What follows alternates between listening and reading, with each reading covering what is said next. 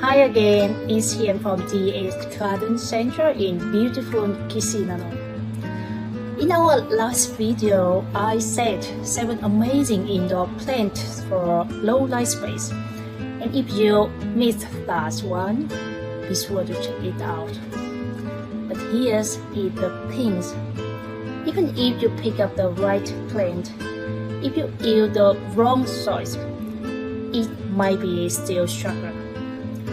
So today I'm going to share with you the top 3 soil tips to help your plant not just survive but thrive.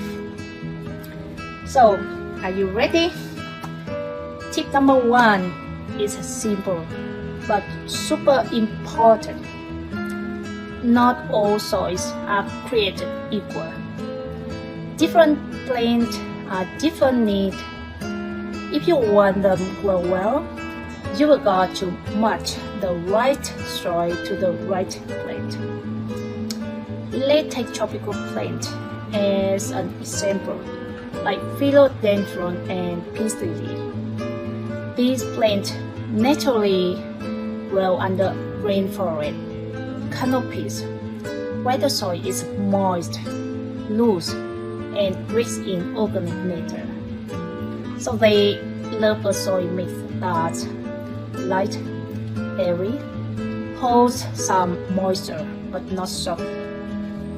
If the soil is too heavy or stays wet for too long, the roots will rot. That's why we recommend our organic indoor tropical mix.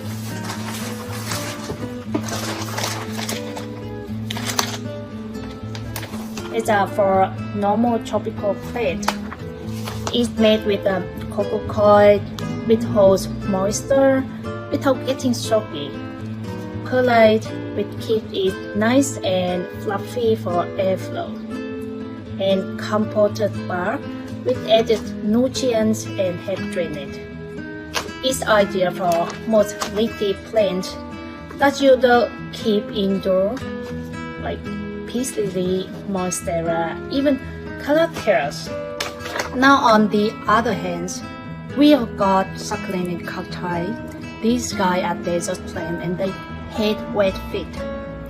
If you put them in regular potting soil, they will sit in too much moisture, and you will start seeing mushy stems or roots rot fast. For these, you want a fast draining soil mix, something like this. It's with ghost sand, cocoa, peat mold, perlite. Oh, it's quite heavy, maybe because sand.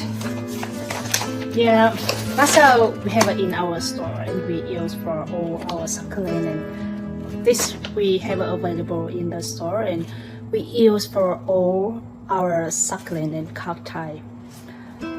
So takeaway is know your plant, master the soil.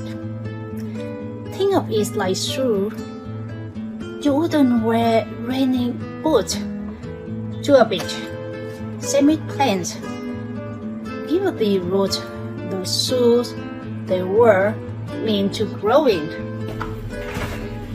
So, tip number 2, always, and always use a pot with drainage holes. This is one of the biggest mistakes I see, especially with new plant lovers. You buy a cute ceramic pot, no hole at the bottom, and your plant, your new baby in it.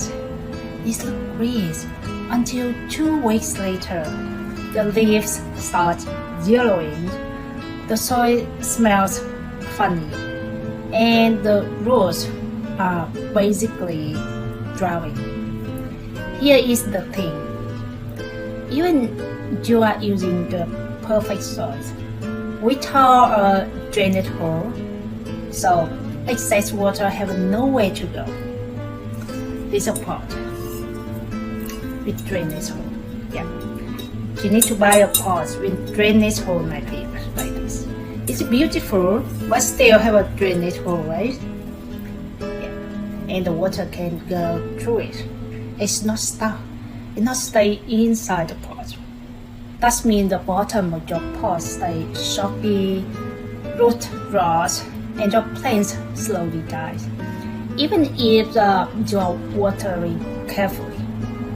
What I recommend, and what I do myself, is to use nursery pot with hole. Yeah, you can use like this, nursery pot with hole.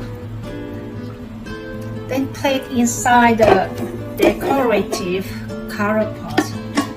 Yeah, if your pot don't have a drainage hole, yeah, you can put the plant in the nursery plastic pot like this and put inside them.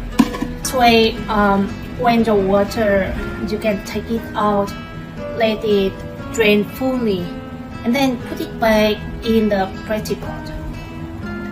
Moreover, it also makes it easier to switch pots when you are cleaning or repotting. And if you really love a pot with no hole, you can still use it. Just add a layer of stones or lacquer balls at the bottom, but be super careful with the watering. But honestly, drainage holes are the way to go. They just make life easier. Your plants' roots need air as much as water. A good drainage gives them both. And tip number 3, feed your soil, not just your plant. A lot of people ask me, do I really need fertilizer? And my answer is, if you want your plant to grow, stay healthy, and keep producing new leaves, then yes, it's not just about feeding the plant. You are actually feeding the soil, the whole ecosystem in that spot. Over time, even the best potting mix starts to lose nutrients, especially when we water regularly, because our nutrients get washed out. So, every 4 to 6 weeks during growth season, spring to early fall, I recommend adding a gentle organic fertilizer. And that we have here, that's for the tropical. Both of them as liquid and fertilizer. Liquid fertilizer are great. Just mix them with water and feed like normal. For tropical plants like peace lily or philodendrons, a balance like 2-1-3 fertilizer work beautiful. Plants need less, but still appreciate a boost now and then. Yeah, this fertilizer is a Canadian made fertilizer. It's organic. Yeah, we always advise customer, if you possible, so just use everything organic, because when you use the organic, the environment around you will be clean. Here's a little secret. Healthy, nutrient-rich soil doesn't just grow strong plants, it also makes your plants more resistant to pests and disease. So don't just water and hope for the best. Give your soil a little love, because a happy soil means happy roots and means happy plant. Oh, that's it. 3 simple soil tips can make a big difference for your indoor plants.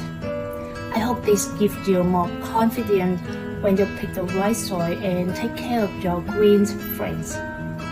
If you found this helpful, feel free to give the video a like or leave a comment to let me know what kind of plant you are growing at home.